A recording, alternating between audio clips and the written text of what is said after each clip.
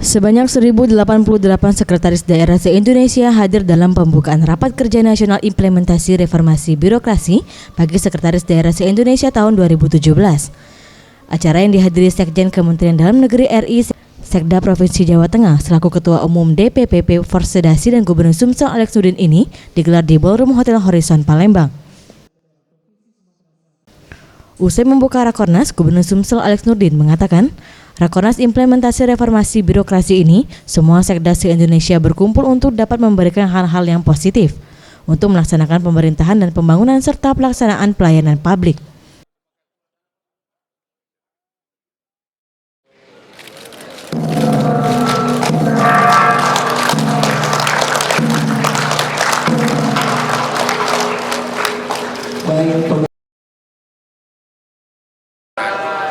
Mulai malam ini dan besok selama 2 hari akan diberikan arahan, masukan, aturan yang baru, perubahan dari aturan yang lama dari para pejabat yang berwenang, di antaranya Menteri PAN, kemudian para dirjen terkait.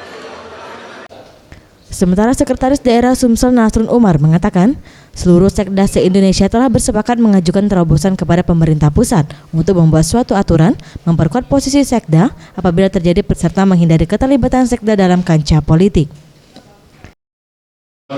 Untuk pindah ke tempat lain, tour of duty dengan jabatan yang sama. Karena untuk jadi seorang sekda, laluannya luar biasa. Kenapa saya katakan demikian?